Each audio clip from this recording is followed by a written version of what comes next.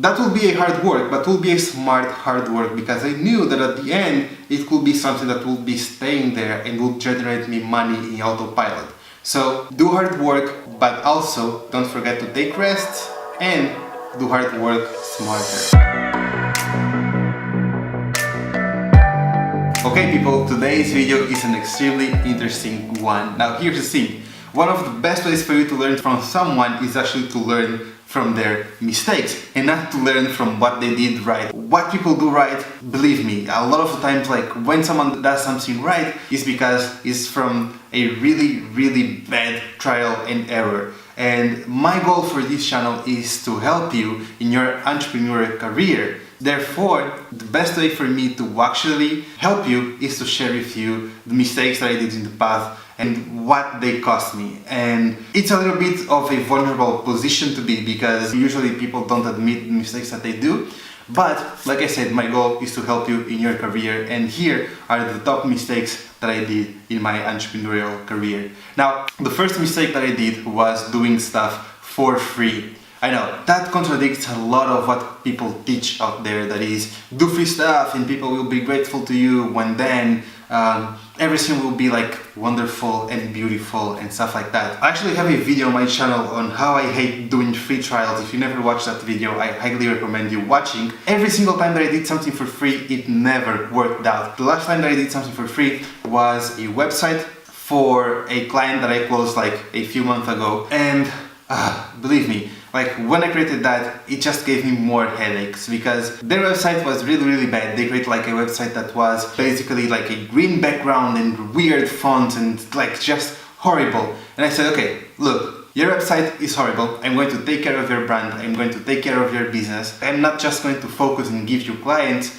but I'm going to actually take care of everything, and I'm going to do that for free because you are in a really bad position. Now, what happened was that client, like he saw like, okay, he's doing something for free, he's cool, right? That should be the thing here. But what happened was he became like a nightmare to handle, because he was changing the design of the website every single day. He was like, dude, can you move these? Okay, I'm going to move that. Can you change these? Yeah, okay, I'm going to change this. And then it came to a point that we were changing their landing page every single week, because he was not happy with the results. And considering that how bad his website was in the beginning, in my position I felt like that he was like really ungrateful, and it created a stress between me and that client. Okay, like I did this for free, your website is awesome now, and now you are like just abusing in wanting to change every single day.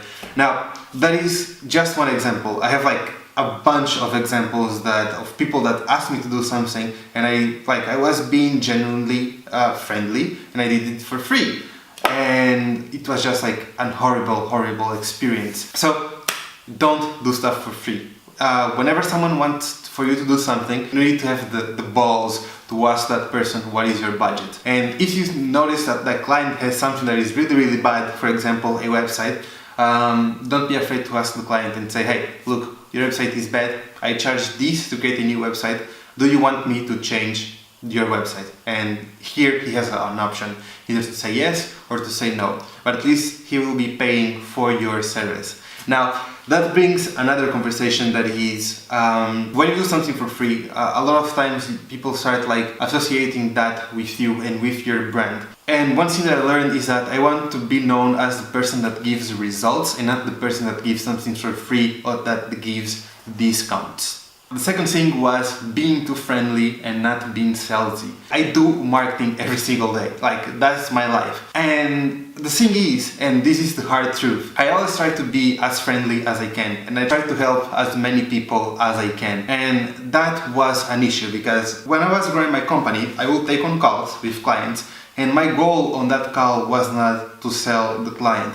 It was to simply be like friendly and try to help that person as much as I could. It was like, your issue is this, you should be doing this, and basically doing a consultation or giving that person a lot of value up front, right? And that is what people teach you how to do, is give a lot of value up front and you'll be good for life. What happens most of the time is that you'll have people that will take advantage of you, and they will prolongate the talks just to get more information, and then simply they will not hire you. And I'm going to touch on this point in a second again. I hate like the fact of when I go to a call and I have to try like to hard sell someone. Like I hated that.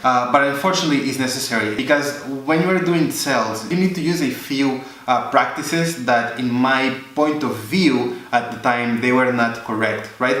But the thing that I had to train myself was that the reason that I'm doing that is because I want to help that person and I'm going to get that person results, so I shouldn't be feeling guilty about using that in my advantage. For example, one thing that I used in my advantage was when you understand your real client motivation for taking the call. For example, let's say that he wants to get married in 3 months and for that he needs to increase his revenue. At the end of a call, I will be like, look, be honest with me, what is worst? Investing like $5,000 in my company right now that we will give you the returns that you need to be able to have your dream wedding, or stay in the same position and not be able to give that beautiful wedding to your wife. For me, that was like something of like manipulating the person. But again, at the end of the day, I had to learn that in order for that person to really understand the position that they were, I had to use this type of tactics, and basically these are sales tactics in order for me to actually have that person think on a deeper level on how important that will be for their business, and therefore allowing me to go in and fix their issues and my company to go in and fix their issues and actually bring them to the level that they can be. Another thing that I learned there is that you cannot help everyone. Don't be afraid to actually say no to a client and say that you don't want to work with them, because at the end of the day, your mental sanity is way more important than any money that you can make or bring to another person, basically. One quick example on how I learned this is I had a call with a client and I told him, look, what we're going to do for you will be creating a sales funnel, and on that sales funnel will be basically a webinar sales funnel. And he was constantly asking me like, can you give me an example of a sales funnel that you did before? And I said, yes, of course. Now, keep in mind that I had a sales funnel of an exact company that did exactly the same thing that he did. But the reason that I didn't give him that is because it wouldn't be loyal for me like to give basically the sales funnel that I created to them and send to that person, because you could just copy and paste. And whenever we create a sales funnel to someone, we create it tailored to that person. So after that, like he was constantly insisting on basically like wanting to see a sales funnel that was like 100% what we will do for him, right? Like at the end of the day, it was like a really sketchy and weird sensation during the calls. I was trying to be friendly and not being salesy, and that was a mistake. So lesson to learn is, if you want your business to survive, if you want to actually get clients, don't be friendly, go straight to the point and be as salesy as you can and sell your product. Because at the end of the day, you need to think about the goods that you will be doing to that person and not the feeling of feeling salesy. So you just need to trust in yourself that you can bring the results and sell to that person, and that's it. That's your main goal as being the company owner. Which brings us to the third mistake that I did. And the third mistake that I did was exactly that, was not being the company owner. At that point, I had like 2 full-time employees and I was doing more work than I ever did in my life. I was doing the sales funnel myself, I was doing the ad copies myself, I was doing like the images myself, I was trying to get clients, I was training stuff, like I was doing a lot of stuff. The lesson that I learned was you need to work in your business and not for your business. You need to focus in what will bring your business to the next level and not focus on giving results to the clients. That's why you should hire people to do that for you. Now, of course, you need to know what is being done in your business. For example, for me, I know how to create Facebook cards. Like, I hate to say that I am one of the best at it, but it's true. Like, when I create the Facebook cards, they're like high converting ads. At this point, I've spent over 100 million in Facebook ads. Not only for me, but for my clients as well. And the returns that I had, that is just like really, really high returns. Now, the fourth thing I believe is that I set up unrealistic goals. So whenever you're creating a goal, you need to create a goal that is realistic for your situation. Now, it's funny because when I created my business, I was like, I'm going to make a lot of money. And I came from the position of listening to a lot of these internet gurus that tell you a lot of stuff about business and how digital marketing is awesome and how like you can build $1 million business overnight. So I set like a really stupid and realistic goal that was, I'm going to make 50 million, I believe, in the first year in business. And that is an insane goal to make. And like whenever I was trying to reach that goal and failing, I was just feeling frustrated with myself. And believe me, like, it was nothing wrong about what I was doing. It's just that I was having like a really unrealistic goal to actually attain. So set up realistic goals. Let me tell you this, you can build a $50 million business in 1 year, but you need to be able to put like $50 million work into your business. And honestly, not a lot of people can do that, and it's extremely hard to do it. Now, another mistake that I did was perfection. I had to learn that done is better than perfect. I learned that in hard way because when I created my first webinar, it was like an amazing webinar, a lot of stuff, and I launched the webinar, right? And I was like trying to perfect a lot of things in the webinar, and I was like just delaying the webinar every single month, and like I was like delaying a lot, which cost me a lot of money. So do things, and then after you do the thing, perfect that thing. So done is always better than perfect. If you have to launch a webinar, set a date and don't change it. For example, set a week, and that week you'll just work on that webinar, and that's it. If it's perfect, if it's not, don't worry about that, just launch it. You learn from the mistakes that you do in that webinar, and then you can perfect that webinar or your product or whatever it is that you're doing. Remember that done is better than perfect. The other mistake that I had was acting with fear. And acting with fear is like, for my business, you need to understand, like, I was in a weird position. I'm not from Portugal, I moved to Portugal. And when I moved to Portugal, I was making $500 per month. And I was paying for college, paying for my house. I was recently married. Yes, I had a few savings in the bank, but it was not enough. First thing that I did was to quit college. And coming from that position of having lack of money, I was extremely afraid of actually using the money in my favor. So I ended up doing was, I was saving the money, right? I was just saving the money. And one thing that I learned is that money doesn't like to sit quiet. Because every single time that I needed something, I would look at my bank account and say, I have a good amount of money here, maybe I can buy it. And instead of using that money to invest in my business, I was just buying shitty stuff. And here's the thing, I was afraid of investing that money because in my head, I had that idea of I'm going to spend that money, and if I don't have return, then I'm going to be losing that money, while I was using that exact same money to buy stupid shit, right?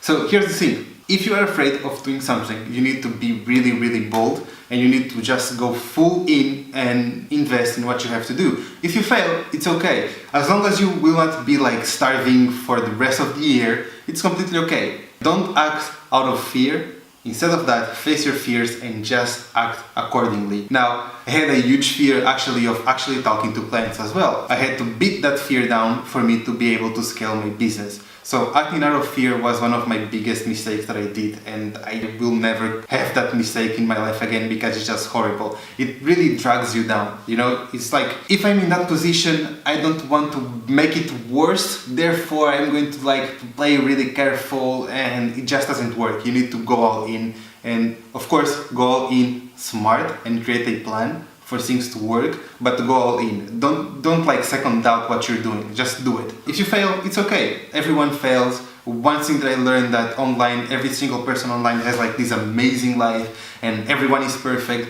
but in reality, people fail. That's what we do as humans, and the only way for us to mold, adjust and evolve is by failing. So fail, but fail gracefully and fail fast. You know, you fail, move on. Don't fail and be like, I just failed. No, fail, learn from the mistakes and move on. Fail again, learn from the mistakes and move on. That's the only way for you to grow as an entrepreneur. Now, another mistake that I had was not being organized. Now, my wife, if she watched this video, she will want to kill me because she always says that I'm pretty unorganized, and she was always hammering down in my head that I need to be organized. And now more than ever, I understand the importance of actually being organized, is because if you have everything in place, if you know what you're doing, then everything is smoother, right? Now, being organized is extremely hard. It's not something that you just can switch on, but I recommend you to start putting small practices and actually be organized. For example, I would have 10,000 tabs in my browser, right? Now,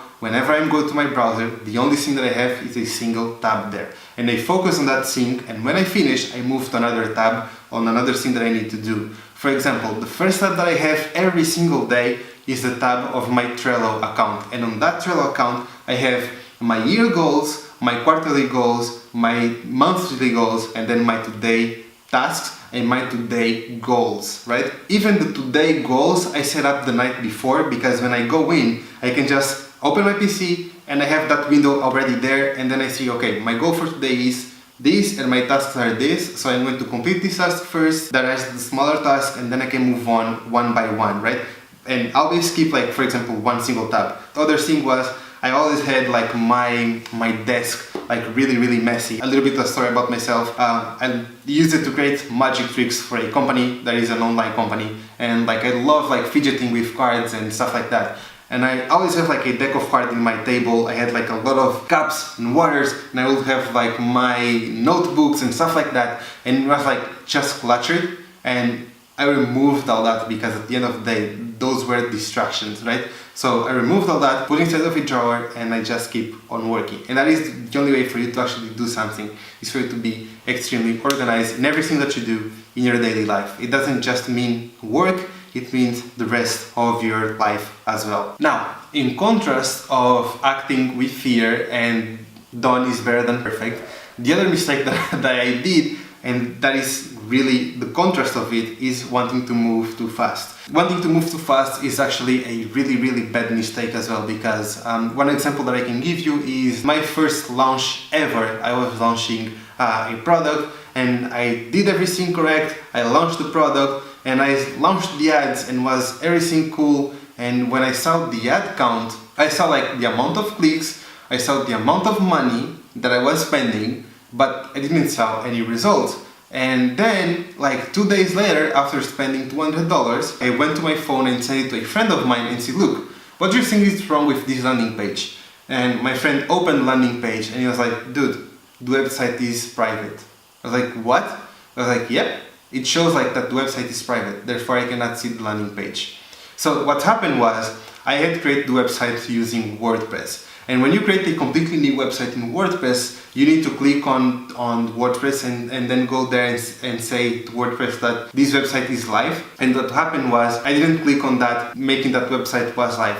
So I focused a lot on creating the website and all that. I was like moving fast just to launch the product, and at the end it cost me $200. So always double check. I think that is the main thing that you can take from this, is always double check. Now, another mistake that I did was that I was like always filling my days with a lot of tasks and literally a lot of things to do. And I always thought that the busier that I am is because I'm moving forward, and that wouldn't be far from the truth. I had to learn how to eliminate what doesn't move my business forward and just focus on what does move my business forward.